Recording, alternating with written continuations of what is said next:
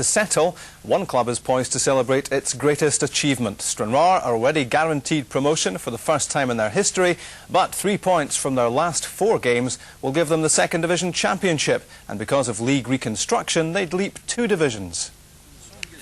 They might have been chanting "sack the board" at some clubs this season, but down in Stranraer the hymn of praise is "keep the committee." This is the deadly dozen who have helped steer Alex McInnesby and his team to history after a lifetime in the football wilderness. Joiners, farmers, postmen and engineers who still clearly believe that despite their advancing years they could still do a job on the park. They've come a long way here at Stair Park since the good old days when they used to pick the team by committee.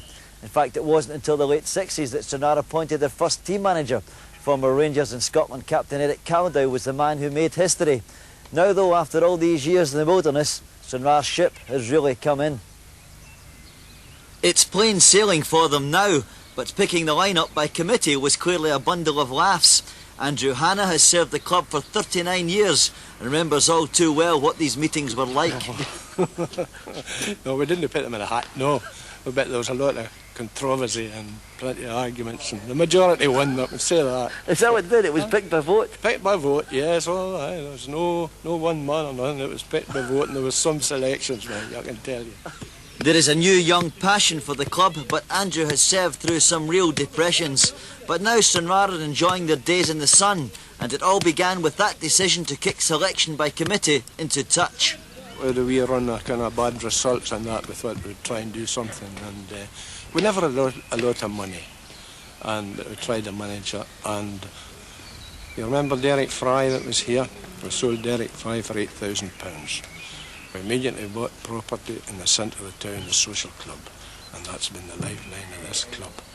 Ever since? Ever since. We borrowed quite a bit of money, we paid it off within 10 years, and now in that time I'm chairman of the social club. In that time we gave the football club near £500,000. The social club is the hand which feeds Stranraer, whose newfound success is such that they've lost only 10 of their last 74 league games. Tuesday night is bingo night, and there's a full house looking for a full house. Stranraer aren't so much coming back into the big time, because the truth is they've never been there, but the committee will tell you they'd be lost without the football club.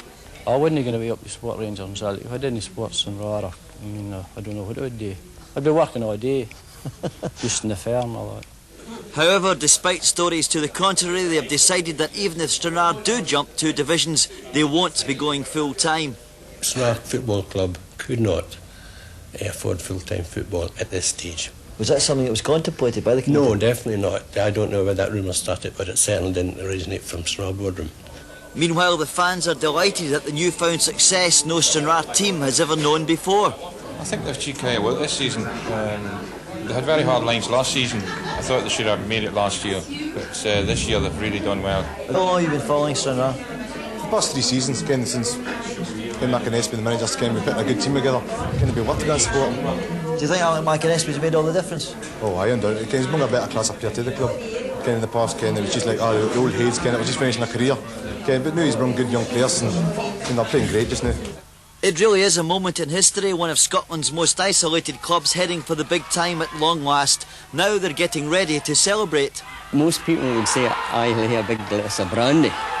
It might be the opposite actually. We're just hoping, you know, that we'll savour the moment in one of the next few weeks that promotion is the reality. I've got a feeling you'll savour the moment then of the large glass of brandy. Possibly, yes. I'm sure they would. So Stranraer going for glory, but with 8 clubs due